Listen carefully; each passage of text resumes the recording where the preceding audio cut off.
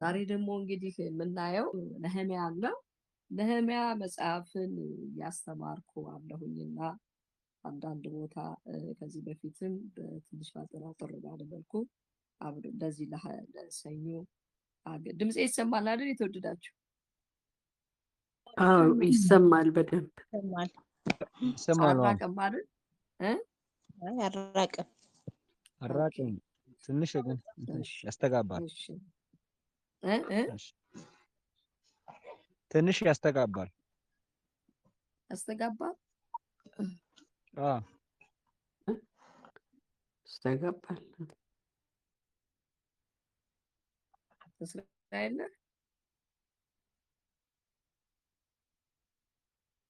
እሺ፣ ነህምያን ነው የምንካፈለው። ነህምያ መጽሐፍን አንዱ ዋትስአፕ ላይ ምዕራፍ 8 ደርሻለሁ እያስተማርኳቸውና ልቤ በጣም እየተነካ ውስጤ በጣም የተቀጣጠለ ሲሄድ ለማስተማር ቆይቻለሁ። እዚህ ከነገርኳችሁ መሀል ድምጾች እየመጡ አልመጣሁም ወደሱ። ግን ለዚህ ለሰኞ ፕሮግራም ቅዳሜ እንጸልያለን ከአገልጋዮች ጋር ከፕሮግራም ከሚዘምሩ ጋር አብረን እንጸልያለን እና በዛ ስፍራ ሙሉ ደፋር ዌልካም፣ እንኳን ደህና መጣሽ፣ በጣም ጠፍተሻል፣ ግብት ስትይ ድንገት አየሁሽ፣ ጌታ ኢየሱስ ይባርክ ስላየሁሽ፣ ለምን እንደጠፋሽ አላውቅም ማለት ነው። እና ምንድነው አሁን ደግሞ ለእናንተ እንዳካፍል ልቤ በጣም እየሞላ ያካፈልኩ ሲሄድ እየሞላና እኔም እየተነካሁ እንደውም የጊዜውና የትውልዱ መልእክት እንደሆነ ይሰማኛል። በጌታ በኢየሱስ ክርስቶስ ስም መጽሐፉን አነባለሁ። መንፈስ ቅዱስ እኔንም እናንተንም ሁሉ ጊዜ እንደሚያስተምረን ያስተምረናል። ከኛ የሆነ የለም፣ ሁሉ የሱ እኛ የሱ ነንና እሱ ደግሞ ያስተምረናል። እኔ ብሄድ ይሻላችኋል፣ እሱን እልካለሁ፣ እሱ ወደ እውነትም ይመራችኋል፣ ደግሞም ያሳስባችኋል፣ ያስተምራችኋል የተባለልን መንፈስ ቅዱስ በእኔና በእናንተ ውስጥ አለና ከእሱ ጋር ሆነን ደግሞ እንማራለን። ምዕራፍ 1 እንዲህ ይላል። የሐቅልያ ልጅ የነህምያ ቃል። የሐቅልያ ልጅ የነህምያ ቃል። በ20ኛው ዓመት ድምፅ ካለ የተከተላችሁ አገልጋዮች ሚውት አድርጉልን። በ20ኛው ዓመት በከሌሉ ወር እንዲህ ሆነ።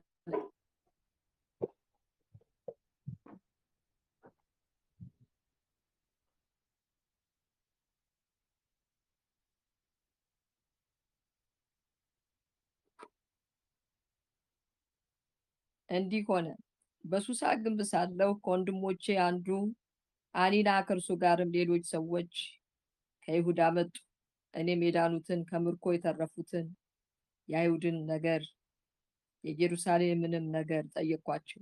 እነርሱም በዚያ ስፍራ ያሉት ከምርኮ የተረፉት ቅሬታዎች በታላቅ መከራ በዚያ ስፍራ ያሉት ከምርኮ የተረፉት ቅሬታዎች በታላቅ መከራና ስድብ አሉ።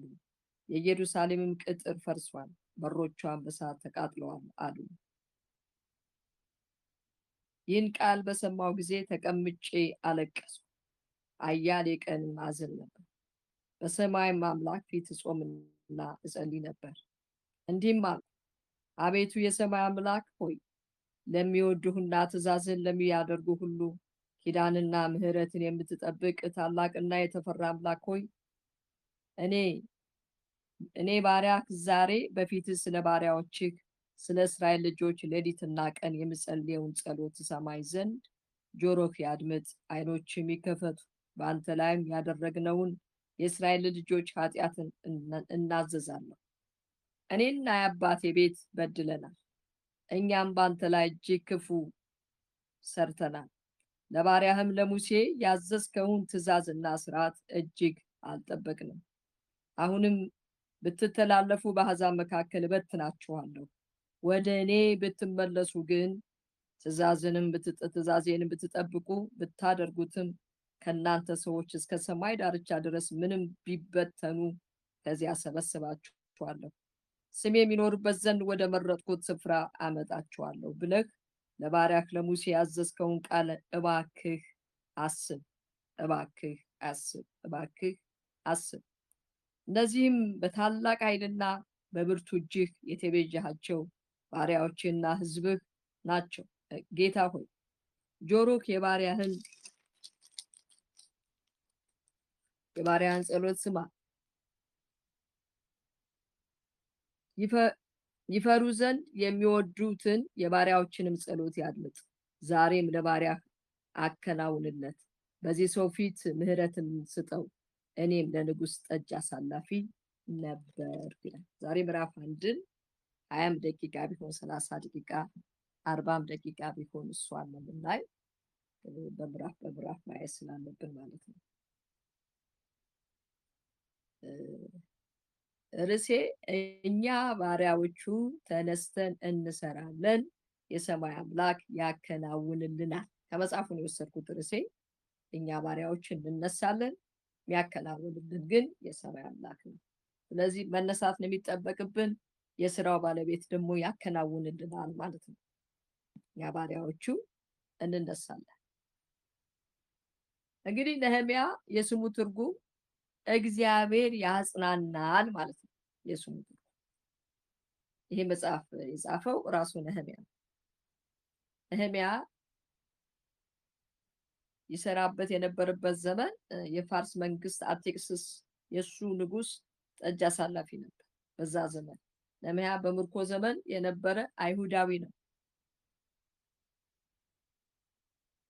እና በዚህ በፋርስ መንግስት ውስጥ ከፍተኛ ስልጣን እንዳገኘ ይታወቃል። ለምን? የጠጅ አሳላፊ ነበር ይላል። በዛን ጊዜ ጠጅ አሳላፊ ቀልድ ቦታ አይደለም። በጣም ታማኝ ሰው ነው ጠጅ የሚያሳልፈው እና ለንጉሱ ሰዎች መድኃኒት ይሰጡታል ተብሎ ስለሚገመት የመግደል ሙከራ ስለሚደረግ እሱ ታምኖ ነው ጠጁን ቀምሶ ነው የሚሰጠው።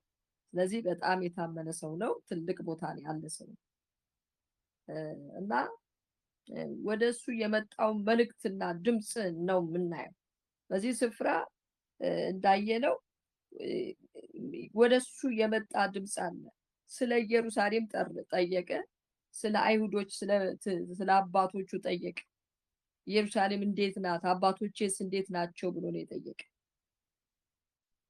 እና የዳኑት ሰዎች ከምርኮ የተረፉ ሰዎች ነው የአይሁድን ነገር የኢየሩሳሌም ነገር ጠይቋቸው ነው የሚል። የዳኑትን ከምርኮ የተረፉትን ሰዎች እንዴት ናቸው? ኢየሩሳሌምስ እንዴት ናት ሲላቸው እነሱ የነገሩት ነገር ልብን የሚያሳዝን ነው።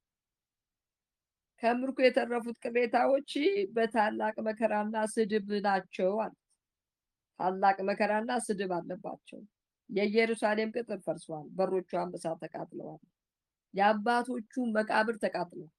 የሰማው ነገር ኃይለኛ ሸክም ወደ ልቡ እንዲመጣ አደረገ። ሸክም እንግዲህ ከምንድን ነው የሚመጣ? ከመስማት ነው፣ ከማየት ነው። ታላቅ ሸክም አሁን ቤታችን ቁጭ ብለን የሚመጣ ሸክም የእግዚአብሔር ሐሳብ ነው፣ የእግዚአብሔር ፈቃድ ነው። አሁን ባለንበት ወደ ጆሮአችን የሚመጣ የእግዚአብሔር ሐሳብ ነው፣ የእግዚአብሔር ፈቃድ ነው። ሸክም ዝም ብሎ ስለማይመጣ እና የሚገርማችሁ ነህምያ ድረስ የእግዚአብሔር ፕሮግራም ነው ሄደ። በሩ ድረስ፣ ስራው ድረስ፣ እዛ ቦታ ድረስ የኢየሩሳሌም ቅጥር ፈርሷል፣ ድንጋዩም ተቃጥሏል፣ የአባቶች መቃብር ተቃጥለዋል። ህዝቡ በታላቅ ውርደት በመከራ ውስጥ ነው። ስለዚህ እግዚአብሔር አንድ ነገር ለማድረግ ወደ ነህምያ መጣ። እግዚአብሔር ነው ይሄንን እንቅስቃሴ የሚያደርገው በወንድሞች ውስጥ ሆኖ። ቅጥር ፈርሷል። ቅጥር ምንድነው? ከተማ የሚቀጠርበት፣ ሌባ እንዳይገባ፣ ወንበዴ እንዳይገባ ቅጥር ይቀጠራል። በኢየሩሳሌም ከተማው በግንብና በቅጥር ነው የሚሰራው። ልክ እንደ ኢያሪኮ ግንብ እንደምንለው እንደዛ። እንደውም ኢያሪኮ መግባትን መውጣት እንዳይቻል ተዘግቶ ነበር ይላል።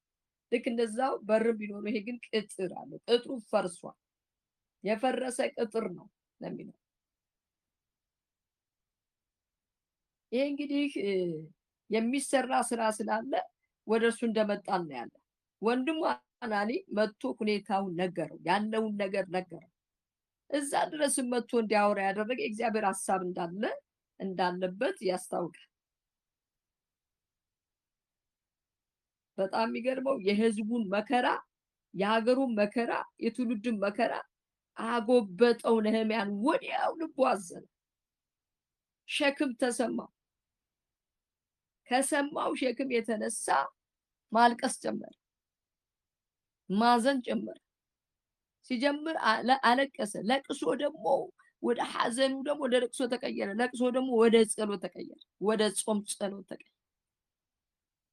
አይገርም? ቁጥር 4 ላይ አለቀሰ ይላል። ከዛ ጾመ፣ ጸለየ፣ ጾመ ይላል። የተወደዳችሁ ታላቅ ስራ እንሰራለን እኛ ባሪያዎቹ ተነስተን እንሰራለን አይደል የሚል ነህምያ ያለው። ይሄ ታላቅ ስራ የመጣ ከተሰበረ ልብ ነው የሚጀምረው። ከተሰበረ ልብ እግዚአብሔር ከነካው ልብ ነው። እግዚአብሔር የሰውን ልብ ሲነካ ልቡ እንዲነሳ ሲያደርግ አቅም ያገኛል። ራሱ ልቡን ከተነሳ ሰውየው አቅም ያገኛል። መጨረስንም ማሸነፍንም ይታየዋል፣ መስራትም ይታየዋል። ኢየሱስ ክርስቶስ ጌታ። እግዚአብሔር መስራት ሲጀምር ልክ ዳዊትን ካስታወስን ጎልያድን የጣለው በመጀመሪያ ልቡ ተነስቶ ነው። እገጥመዋለሁ፣ እመትዋለሁ፣ እጥለዋለሁ፣ አንገትንም እቆርጣለሁ፣ አሞሮችም ይበሉታል። ይሄ የልቡ እንትን ነው። በእግዚአብሔር የመታመን ስፋት ነው። እንደዚህ አይነት ሰዎች ላይ እግዚአብሔር ራሱ ሲመጣ ልብን ነው የሚሰራ፣ ልቡን ነው የሚያገኘው እና ልቡን ይቀይር። ሰፊ ልብ፣ የሚታዘዝ ልብ፣ የተሰበረ ልብ፣ የተነሳ ልብ ለእግዚአብሔር ለመስራት ያስፈልጋል። እነዚህ ልቦች ነው የሚቀየሩት። ሰፊ ልብ እግዚአብሔር ይችላል ብሎ በስፋት የሚያይ የአሁኑ ሳይሆን የሚቀጥለውን ነገሩን የሚያይ። እኛ እኮ ብዙ ጊዜ ዙሪያችንን ስናይ ነጋችን አይታየንም፣ ይጨልማል። ዙሪያችን ያለውን ነገር ይጋርደናል። እንደ ዳዊት ካያችሁት ፊት ለፊቱ ያለው ዙሪያ ያለው ሁሉ እኮ በጣም ያስፈራል። አንድ ዳዊት ብቻ ስንት 40 ቀን ሙሉ እስራኤል የሚያስጨክን ልብ የሚያርድ ጎልያድ ብቅ ጥልቅ እያለ ግን ብቻውን በዙሪያ ያሁኑ ሲሆን ግን በሱ አሳልፎ እግዚአብሔርን አየ። እንደዚህ አይነት ሰው እግዚአብሔር ለመስራት ሲነሳ ይፈልጋል። ነህምያም እንደዚህ ነው። ቅጥሩ ተቃጥሏል። ኢየሩሳሌምን የምታክል ከተማ ተቃጥላለች እኮ ነው። አገር እኮ ነው የተቃጠለ። ቅጥር እኮ ነው የፈረሰ። መቃብሮች ሁሉ ተቃጥለዋል። ድንጋዮች ሁሉ ጠቁረዋል። በደንብ ነው ያስረዱት። ታላቅ ስራ ነው አይደል የሚለው። ታላቅ ስራ የተወደዳችሁ ከተነካ ልብ ነው የሚጀምረው። ልብ ላይ ትንሽ መናገር ፈልጌ ነው። ከተነካ ልብ ይጀምራል። ታላቅ ስራ ከተሰበረ ልብ ይጀምራል። ልቡ ተሰበረ፣ ሐዘን አገኘ። ጌታ ኢየሱስ ወደዚህ ወደ ትሑቱ ሰው መንፈሱ ወደ ተሰበረ ሰው እመለከታለሁ ይላል። ለምን? ሊረዳው፣ ሊያግዘው፣ ሊያበረታው፣ ሊሰራበት። መንፈሱ ተሰበረ፣ ወዲያው ፊቱ ጠቆረ፣ ሐዘንተኛ ሆነ። የተወደዳችሁ ታላቅ ስራ ከተነሳ ልብ ጋር ይጀምራል። ታላቅ ስራ በተነሳ ልብ ነው ራሱ ስራው የሚጀምር። ታላቅ ስራ ከተነሳ ልብ ብድግ እንዲል ልባችን ይፈልጋል። ሰው ልቡ ከወረደ ምንም መስራት አይችልም፣ ይዘረፋል። ሰው ልቡ ከወደቀ፣ ልቡ ከወረደ ምንም ማድረግ አይችልም። እግሩ አይሄድ፣ ጉልበቱ አይሄድ፣ ሽብርክርክ ነው የሚል። የበረታ ሰው ግን ምንም ያህል ትንሽ ቢሆን የበረታ ልብ በጣም በእግዚአብሔር በተለይ ሲበረታ ሰው እንዴት ጥሩ መሰላቸው። ማሸነፍ ነው የሚታየው፣ መሮጥ ነው የሚታየው። ሮጠ ነው የሚለው እኮ ዳዊት፣ ወደ ጎልያድ ሮጠ። ይገርማል እኮ ልብ እኮ ነው። አንተ እኔ ውሻ መሰልኩ እንዴ አይደል ያለው። ልክ እኮ ነው። ጎልያድም እንዴት ቢንቀኝ ነው። ደግሞ ዳዊት ደግሞ እንዴት ብትንቀኝ ነው ኢየሱስን እግዚአብሔርን ይዤ ነው እየተንደረደረ። እንደዚህ ነው እግዚአብሔር። እነዚህ ከምርኮ የተረፉትን ቅሬታዎች ሊቀጥልባቸው ፈልጓል። ኢየሩሳሌምን ሊገነባባቸው ፈልጓል። ሊሰራባቸው ፈልጓል። ነህምያ ብቻ አይደለም፣ ከምርኮ የተረፉ ቅሬታዎች አሉ። እግዚአብሔር አሁንም ቅሬታዎችን ይፈልጋል። ቅሬታዎች አሉ እዛ ውስጥ ከምርኮ የተረፉ እሱ ሊሰራባቸው ያዘጋጃቸው አሉ ማለት። ኢየሱስ ክርስቶስ ጌታ ነው። በጣም ነው የሚገርመው። አያሌ ቀን የሚል ጾምና ጸልይ ነበር። ምን ያህል ቀን እንደሆነ አልተጻፈም። አያሌ ቀን ምዕራፍ 2 ላይ እናየዋለን። የ3 የ4 ወር ልዩነት እንዳለው ምዕራፍ 2 ላይ እናየዋለን። እዛ ቦታ ላይ ሰርቼዋለሁ እና የ4 ወር ሀዘኑ ምን ያህል ሰፊ እንደሆነ ወራቱን ስለሚያስቀምጥ የወራቱ ልዩነት የ4 ወር ወይ የ3 ወር ከምናምን ነው። አያሌ ቀን የጾመ የጸለየ ለምን ሲጀምር በ20ኛው ዓመት በካሊብ ወር ብሎ ነው የሚጀምር። ስለዚህ ነህምያ ስራ የጀመረበትን ደግሞ ወር ወደ ኢየሩሳሌም የገባበትን ወር ደምረን 4 ወር ወይ 3 ወር ጸሎት ላይ ነበር እና በጣም ያዘነበት አንደኛ የቅጥር መፍረስ የእግዚአብሔርም ህመም ነው። እግዚአብሔርም የሚያሙ ኢየሩሳሌምን የተስፋ ኢየሩሳሌም ራስሽ አልቅሽ የተባለች ኢየሩሳሌም የእግዚአብሔር ክብር የሚገለጥባት ፈርሳለችና የእግዚአብሔርም ህመም ነው እና ዳግመኛ ለመስራት የሚዘጋጁ ሰዎችን ያያል። የዘጋጀ ልብን ይፈልጋል። ሰማ ይላል። ሰው በጆሮ ከሰማ በኋላ እረፍት የሚሰማ ከሆነ ሸክም ከሌለው እግዚአብሔር በዛ ጉዳይ አልጠራውም ማለት ነው። የተጠራ ሰው ግን እንቅልፍ ያጣ።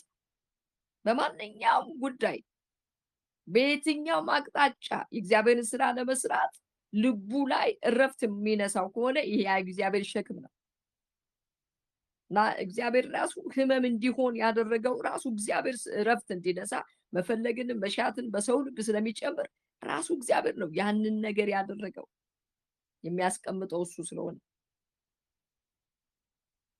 እግዚአብሔር እንግዲህ እንደ ተፈጥሯችን ሊሰራብን ይፈልጋል፣ ሊጠቀምብን ይፈልጋል እና አለቀሰ፣ ጾመ፣ ጸለየ። ለምን? ሊሰራ ስለተነሳ ስለሚነሳ ብዙ ፕሮግራም ይዞ ነው የጀመረ። አንደኛ ንጉሱን እግዚአብሔር አሳልፎ እንዲሰጥ። ንጉሱን ራሱ እኮ ጸሎት ምን አይነት ኃይለኛ እንደሆነ ታውቃላችሁ? ንጉሱን ራሱ ሰራተኛ የሚያደርግ ነው። ንጉሱን ራሱ አብሮት እንዲቆም የሚያደርግ ነው። ለጸሎት ያስፈልጋል።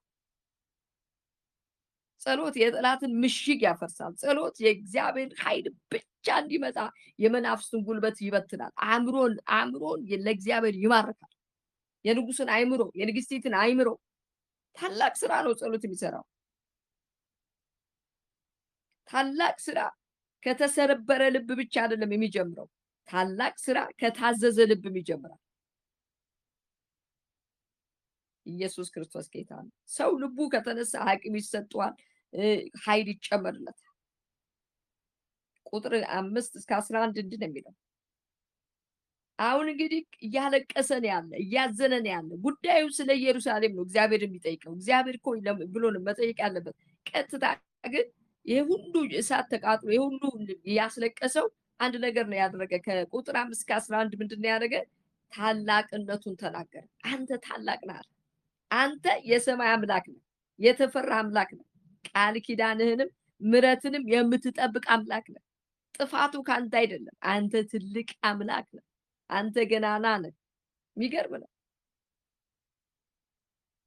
በመጀመሪያ የተወደዳችሁ ችግሩን አይደለም ያቀረበው። እኔና እናንተ የሆነ ነገር ሲሰማን እንደተንበረከክን እንባችንን መቆጣጠር ያቅታል። ጌታ ባይታይም እንደዚህ ልንል እንችላለን።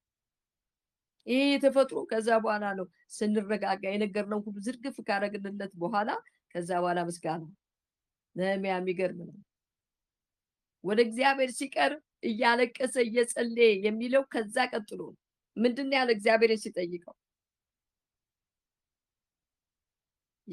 ያቀረበው ችግሩን አይደለም፣ ታላቅነቱን አቀረበ። አንተ ታላቅ ነህ ተናገረ፣ አፉን ከፍቶ ለእግዚአብሔር። የሰማይ አምላክ ነህ፣ የተፈራ አምላክ ነህ፣ ቃል ኪዳን ምሕረት የምትጠብቅ። እነዚህን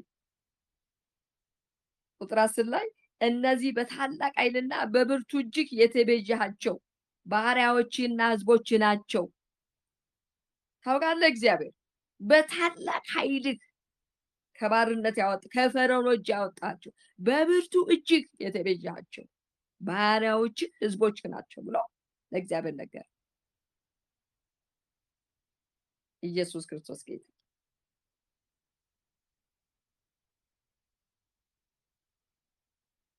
የኛ ችግር ከአንተ ትልቅነት አይበልጥም። አንተ ትልቅ ነህ። ሃሌሉያ! ኢየሱስ ክርስቶስ ጌታ ነው። ከዛ እንዲያር የባሪያን ጸሎትን ስማ። የባሪያዎችን ጸሎት ጆሮህን ያድምጡ። ጆሮዎች ያድምጡ፣ አይኖች ይከፈቱ። በዚህ ሰው ፊትም ሞገስን ስጠኝ። ለዛሬ ለባሪያ መከናወን ስጥ እያለ ልጠይቀው ነው። በሱ ፊት ሞገስ ስጠኝ ብሎ ስለ ንጉሱ ጸልየዋል። የባሪያ ጸሎት ስማ አለና የባሪያዎችህንም ጸሎት ስማ፣ ጆሮህን አድምጥ። በእኔ ውስጥ አንተ እነሱን በእኔ ውስጥ ስማ፣ አድምጣቸው፣ አይኖችም ይከፈቱ እባክህ እግዚአብሔር። ከዛ እንዲህ አለ፣ መናዘዝ ጀመረ። እኔና የአባቴ ቤት በድለናል፣ በአንተ ላይ እጅግ ክፉ ስራ ሰርተናል። ለሙሴ ያዘዝከውንም ትእዛዝ ሕግህንም ስርዓትህንም አልጠበቅንም። ኃጢአቱን አመነ። እኔ አለ እነዚህ ሰዎች በድለውሃል አላለ። ትክክለኛ መሪ እኔ ብሎ ነው የሚገባ። እኔና የአባቴ ቤት በድለናል።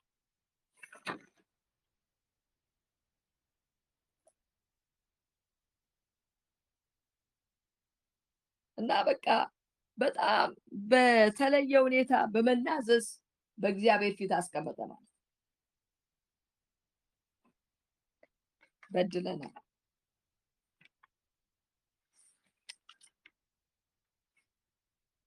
እባክህ አስብ፣ ያልከንን አስብ፣ የተናገርከንን አስብ።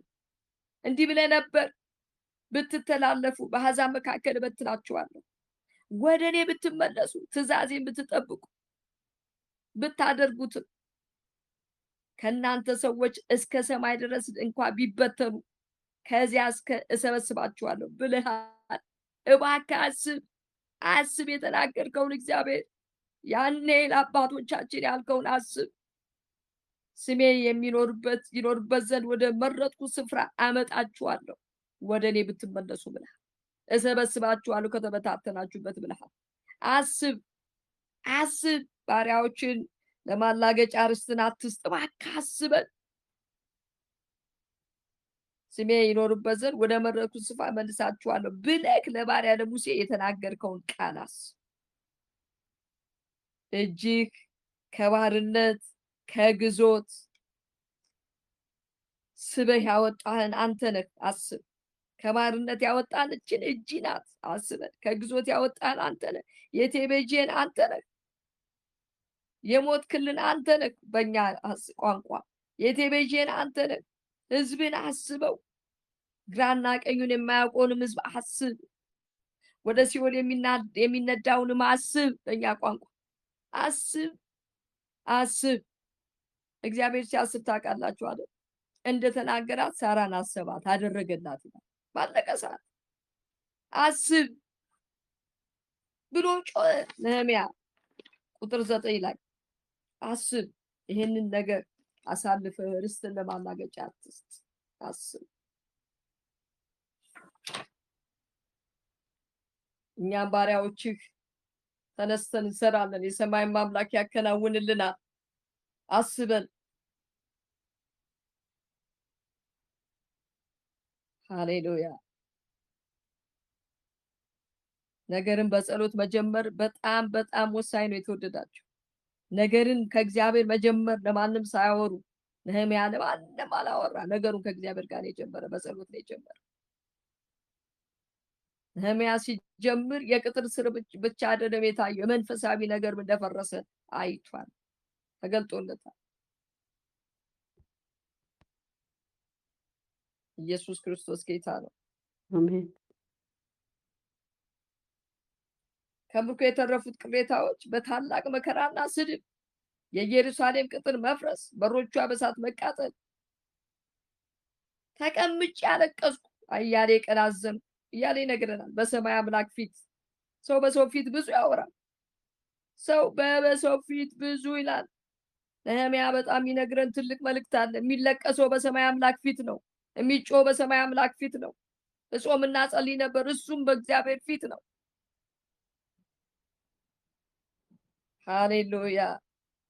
የተወደዳችሁ እግዚአብሔር በእርሱ ለሚታመኑ ሰዎች የፈረሰውን ዳግመኛ ይሰራባቸዋል።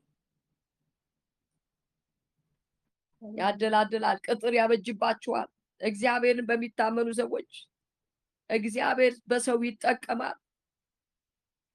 ሰው የእግዚአብሔር ፕሮግራም ማከናወኛ ሆኖ ነው የተፈጠረው።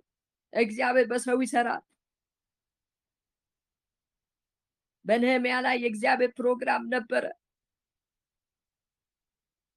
ያ ፕሮግራም ባያገኘው ኑሮ ማዘንም ማልቀስም አይችልም ነበር። ይሄ ነገር የመጣ ከእግዚአብሔር ነው። ማዘን፣ ማልቀስ፣ ሸክም፣ መጸለይ አያሌ ቀን የቀኑ ርዝመት በቁጥር ባይቀመጥም አይችልም ነበር። አያሌ ቀን አይቻልም። አንዲት ደቂቃ ያለ እግዚአብሔር ፍቃድ ማልቀሳቸው። አንዳንድ ጊዜ እኔ በጣም ዛሬ መጸለይ እፈልጋለሁ፣ እስኪ ምናምን ሶፍት እስኪ እዚህ ጋር አምጪ ብዬ ቁጭ ተንበርክኬ ምንም ጸልዬ እንድሰራ። አንዳንዴ ደግሞ በጣም ደክሞኛል ትንሽ ላመስግን ብዬ በቃ ምን በቃ አገሩን ተሸክሞ ማልቀስ፣ ብዙ እንባ፣ ብዙ ምልጃ ይመጣል። ሰው በራሱ ፕሮግራም አለ። በመንፈስ ቅዱስ የእግዚአብሔር ቃል ሮሜ 8:26 ላይ እንደሚል በማይታወቅ መቃተት እሱ ስለኛ ስለሌሎችም ይማልዳል ይላል። እሱ ነው የሚቃተት በኛ ውስጥ፣ እሱ ነው የሚጮህ በኛ ውስጥ። ሰው ምንም አይችልም። ሰው እንዴት ንጉስ ቤት እየኖረ ያለቅሳል? ሰው እንዴት ንጉስ ቤት እየኖረ ይጾማል፣ ይጸልያል? ምን ጎሎበት? እንዴትስ ልቡ ተነካ? በጣም ያሳዝናል። የአሁኑ ዘመን ብንሆን እንዲያው በጣም ተቃጠለ፣ ሞቱ እንደ እንትና ስንት ሰው ሞተ። ኧረ ከአንድ ቤት 5 ሰው። በጣም ያሳዝናል። ለምዶን ማለት ነው። ለምዶብን ለመድ ነው። አንድ ጊዜ ኢትዮጵያውያን በተረሸኑ ጊዜ ቢጫ ለብሶ በአጠቃላይ በተገደሉ ጊዜ በቃ በስማም ሰማይ ተደፍቶብን ነበር። አሁን ማለመድ ነው። እና እኔ ያለ ነህምያ እጾምም ጸልይም ነበር ይላል። ሃሌሉያ። ንጉስ በፊቱ የነህምያን ሐዘን ለምን ተገነዘበ? የተወደዳችሁ ንጉስ በፊቱ በነህምያ ፊት ሐዘኑን ለምን ተገነዘበ? አንደኛ ሐዘኑ የነህምያ ብቻ አልነበረም፣ የጌታም ጭምር ነው። ስለዚህ ሐዘኑ ፊዚካሊ ከውጭ ሳይሆን ከልብም ነው፣ ከውስጥ ነው። የተገነዘበው የእግዚአብሔር እጅ ስላለበት ነው በጉዳዩ። አሁን በግልጽ ተገልጧል። ያ ደግሞ ሲገነዘበው ንጉሱንም ነክቶታል። ንጉስንም ሰራተኛ አድርጎታል። ንጉስንም ተባባሪ አድርጎታል። ንጉስን እምቢ እልህኛ አላደረገውም። ንጉስን ተስማሚ ተባባሪ አደረገው። ህዝቡ የጌታ ስለሆነ የነህምያ ሐዘን ለምን ተገነዘበ ንጉሱ? አንደኛ ሐዘኑ የጌታም ስለነበረ፣ ሁለተኛ ህዝቡ ራሱ የጌታ ስለነበር። የጌታ ህዝብ ነው። ህዝቤን ልቀቅ አይደል ያለው ፈርዖን። ህዝቤን ልቀቅ ያመልከኝ ዘንድ የተባለ ህዝብ ነው። ሶስተኛ እግዚአብሔር በነህምያ ሊሰራ ስለወሰነ፣ ስላሰበም ስለወሰነ ነው። ስለዚህ የሆነለት በንጉስ ፊት ሐዘኑ ተገነዝቦ ዝም ብሎ አልቀረም። በንጉስ ፊት ሞገስ እንዲያገኝ እግዚአብሔር አደረገ። ከተገነዘበ በኋላ ሞገስ እንዲያገኝ አደረገ። ሃሌሉያ። ለእግዚአብሔር ህዝብ ስለቆመ፣ ለእግዚአብሔር ስራ ስለቆመ ነው ሞገስ ያገኘ፣ ተሰሚነት ያገኘ። ኢየሱስ ብቻውን ያደረገ።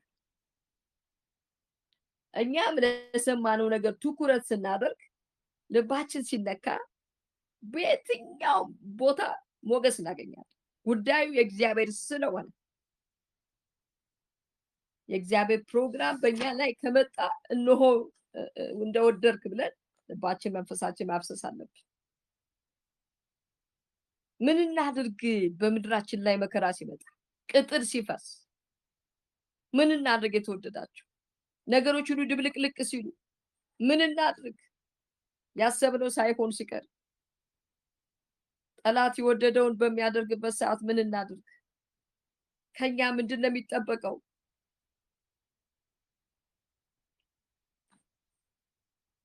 ኢየሱስ ያድናል። አንደኛ መጀመሪያ መጸለይ፣ ቅድም ብለናል። እግዚአብሔር በአንድ ሰው ታላቅ ስራ ስለሚጀምር እኛ ራሳችንን አለመናቅ፣ በእኔማ አይሰራም አለማለት መነሳት አለብን። ሃሌሉያ።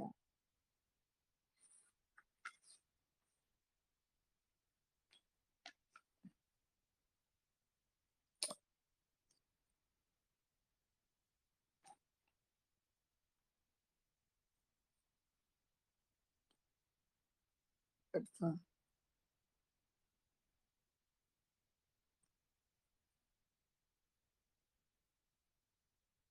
እየጠቀለልን እንሄዳለን። እግዚአብሔር አንዳንድ ጊዜ የፈረሰን ለማሳየት ምን ያደርጋል? አይኖቻችንን ይከፍታል፣ ጆሮአችንን ይከፍታል። ምን አይነት የፈረሰ ቤተሰብ፣ የፈረሰ ግንኙነት፣ የፈረሰ አገልግሎት፣ የደከመ መንፈሳዊ ህይወት። ነህምያ የተነሳበት መነሳት አሁን እንዳየው የቅጥር ጉዳይ አይደለም፣ መንፈሳዊ ነገርንም ሊገነባ ነው እግዚአብሔር እቅድ ያወጣበት። ስለዚህ እግዚአብሔር አንዳንድ ጊዜ የፈረሰውን ለማሳየት ወደኛ ይመጣል፣ ሰዎችን ይልካል፣ የፈረሰውን ያሳየናል፣ ለማሳየት ይነሳል። ሃሌሉያ።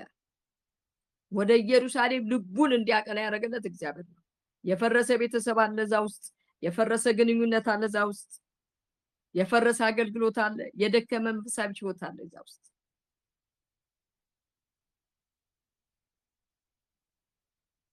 እግዚአብሔር የሚያሳየው ለማስጨነቅ ሳይሆን ለመጠገን። እግዚአብሔር የሚያሳየን የተወደዳችሁ ለማስጨከን ወይም ደግሞ ለማስጨነቅ ሳይሆን ለመጠገን፣ እንድንጠግን እንድንሰራ አቅምም አለ ጉልበትም አለ። ዜናው ሲሰማ ካለቀሰ በኋላ ዝም ብሎ አይደለም፣ የሚሰራበትም ልብ ተሰጥቶታል። ማልቀስ ብቻ አይደለም፣ መስሪያ ልብ ተሰጥቶታል። ልብ እግዚአብሔር ነው የሚሰጠው፣ መነቃቃት ያለው ልብ። የእግዚአብሔርን ነገር ሲሰማ ህመም የሚጀምረው ልብ የሚሰጥ እግዚአብሔር። ሰዎች ቢሰሙ የሚስቁበትን ነገር ነው ነህምያ ያለቀሰበት። ብዙዎች ሲሰሙ ይስቁበታል፣ አንገታቸውንም እየነቀነቁ እየተፉ አይ ኢየሩሳሌም እንደዚህ ነው እንዴ እያሉ የሚሄዱባትን ከተማ ነው ብዙዎች የሚስቁበትን የሚያላግጡበትን ነህምያ ያለቀሰበት። የሚሰራ ስራ ስላለ ነው። የሚያለቅስ ሰው የተወደዳችሁ የሚያዝን ሰው ነገሩን ይገነባል። እንዳለቀስ አይቀርም። ለቅሶ ማታ ቢሆን ጠዋት ደስታ ይሆናል። ሸክም ሰው በሰው ውስጥ ሸክም ሲመጣ ለውጥ ያመጣል። እግዚአብሔር የሚጠራው የሚሰማውን ሰው ነው። ሲያለቅስ የሚሰማውን፣ ሲጸልይ የሚሰማውን፣ ሲናገር የሚሰማውን ሰው እግዚአብሔር ይጠራዋል። ኢየሱስ ክርስቶስ ጌታ ነው። ሃሌሉያ። ክብር ለጌታ ይሁን። ጸሎት የፈረሰን ነገር ያቆማል። ጸሎት ንጉስን እንኳን ያንቀሳቅሳል።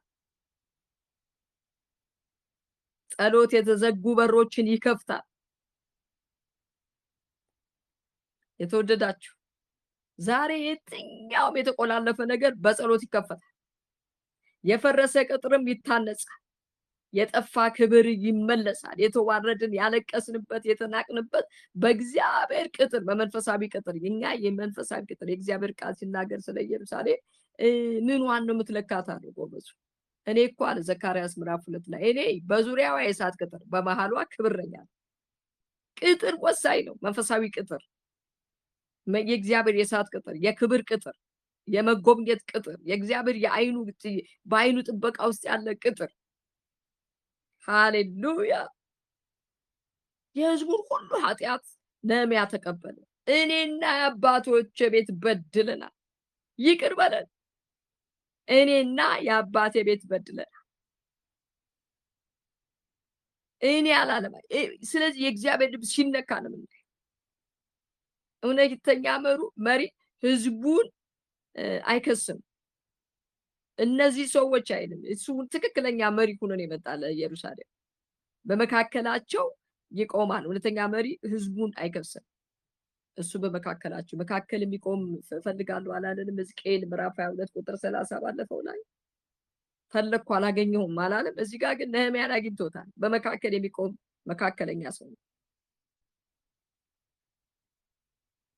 ንስሐ ሰው ሲገባ እግዚአብሔር ይመጣል። እጅህ ያዳናቸውን አስብ ነው ያለው። የቴቤዥውን ህዝብ አስብ። እጅህ ሁሉ ጣልቃ ገብታ መዛ ያወጣችሁ ከፈርዖን ቤት ታዲያ ይቅር በለን አሳልፈን እንደገና እንደዚህ ለመቀለጃ ለመሳቂያ ትሰጣለህ እንዴ? እባክህ የአባቶቻችን እኮ መቃብር ተቃጥሏል፣ እባክህ ጌታ ተመልከታሉ። አይቶታል እኮ ግን ነገረው ደግሞ። እግዚአብሔር ይውላችሁ አንድ ሰው ተጠቅሞ ከተማ ይሰራል። እግዚአብሔር ይውላችሁ አንድ ሰው ተጠቅሞ የሀገርን መንፈሳዊ ነገር ይገነባል። እግዚአብሔር ይውላችሁ ማክራጅ ሀላባዴጋ አንድ ሰው ተጠቅሞ ታሪክ ይቀይራል። የወደቀን ያነሳል፣ ያለቀሰን ያጽናናል። ነህምያ ይውላችሁ ነብይ አልነበረም፣ ካህን አልነበረም፣ ንጉስም አልነበረም። የንጉስ ጠጅ አሳላፊ እንጂ ጠጅ ቀጅ እንጂ። ነገር ግን እግዚአብሔር በየትኛውም ነገሩ አይደለም የጠራው፣ በልቡ በሐዘኑ በመነካቱ ጠራው። ብዙ ሰዎች እኮ ሰምተው ይሆናል። ነህምያ ሰማ አዘነ የሚለውን ሲያዝን እግዚአብሔር ልቡ ሲነካ፣ እግዚአብሔር እንደ ሸክም ሲኖረው ሰው በሱ ይሰራል። እግዚአብሔር የታመነን ሰው ለትልቅ ስራ ይጠራል።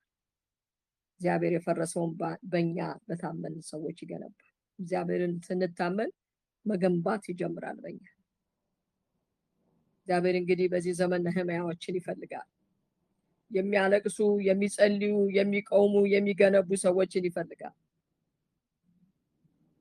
ከፈረሰ ነገር ላይ በእግዚአብሔር ኃይል እንደገና እግዚአብሔር ያቆም ሊገነባ ይፈልጋል። የተወደዳችሁ በዚህ ጊዜ የእግዚአብሔር እጅ በእኛ ላይ እንድትመጣ ይፈልጋል። እግዚአብሔር ሊያስታጥቀን ይፈልጋል፣ ያቆመን ይፈልጋል። ኢየሱስ ክርስቶስ ጌታ ነው። ሰምቶ መነሳት ይሁንልን። የምንጸልይበት ሐቅም ይለቀቅልን። በሞገስ የሚያጠግብ የእግዚአብሔር ኃይል በላያችን ላይ ይውደቅ። የንጉስ ፊት ይብራልን፣ የሰዎች ፊት ይብራልን፣ ይቀበሉ። ሃሌሉያ እናመሰግንሃለን። ህዝቡን ጌታ ዋጋ ከፍሎበታል። ሰምቼ ተነሳሁ እንዳለ ሰምተን መነሳት ይሁንልን። ዛሬ በጌታ በኢየሱስ ስም ጌታ ሆይ እንጸልያለን። ነህምያ ሰምቶ እንደተነሳ ወደ ኋላም እንዳልተመለሰ ወደፊትም እንደገሰገሰ ሰምተን የምንነሳበት ክብር ያገኘ። እንወድሃለን፣ እናከብረሃለን፣ እናመሰግንሃለን። ዛሬ ጌታ ሆይ ልብ ነው የምትፈልገው። ሰፊ ልብ፣ የሚታዘዝ ልብ፣ የተሰበረ ልብ፣ የተነሳ ልብ፣ እሺ የሚል ልብ። ቼካላ ቦራላ ባጋያ እግዚአብሔርን ብቻ ሰምቶ የሚነሳ እግዚአብሔርን ብቻ አይቶ የሚነሳ እሰራዋለሁ የሰማይም አምላክ ያከናውንልኛል የሚል የፈረሰን ቅጥር የሚገነባ ከተማን የሚገነባ ሀገርን የሚገነባ ቤተክርስቲያን የሚገነባ ቤተሰብን የሚገነባ የፈረሰን ቤተሰብ የሚገነባ ትክክለኛ ልብ በኢየሱስ ስም እግዚአብሔር ሆይ ስጠን። ልባችንን የኢትዮጵያን ቤተክርስቲያን ልብ አንሳ። የወደቁ ልቦች እነሱ፣ የዛሉ ልቦች እነሱ፣ ተስፋ የቆረጡ ልቦች እነሱ። እግዚአብሔር ሆይ ከስድብ አውጣን፣ ከንቀት አውጣን። ጌታ መንፈስ ቅዱስ ህዝባችን በስድብ ውስጥ ነው አለ። ከምርኮ የተረፈው ቅሬታ በታላቅ መከራና ስድብ ጌታ ሆይ በኢየሱስ ክርስቶስ ስም ማስተዋልን ለዚህም ነገር የሚያነሳሳ ለስራ የሚያነሳሳ ህዝብን አነሳሳ። ቅጥር እንዲሰራ የፈረሰን ቅጥር እንዲሰራ ነህምያን እየገባን እናየዋለን። ምን አይነት ቅጥር እንደፈረሰ ምን አይነት ግንባታ እንደሚገነባ በጣም ይገርማል።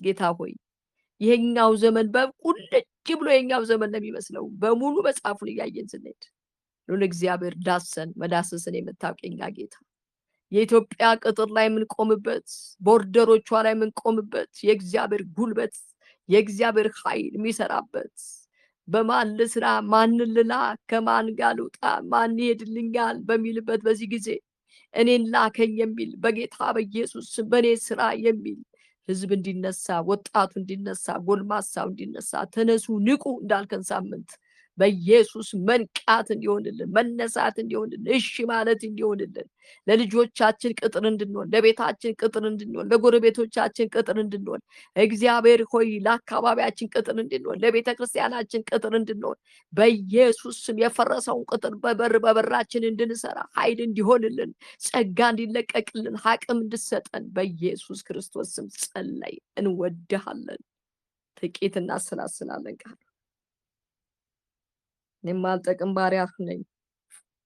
ነገር ግን ጌታ ሆይ እንድናገር ልቤን በኃይል ስለሞላ ጨምረን ስለሞላኸው የምታደርገው ነገር ለምድሬ ለኢትዮጵያ ለሀገሬ ጊዜውና ሰዓቱ ስለሆነ አላስገባም የሚል የፈረሰው ቅጥር ላይ የሚቀው ሰራቢ ስለምታወጣ አመሰግንሃለሁ። ረበገነ በገዲጋቦ ሃሌሉያ።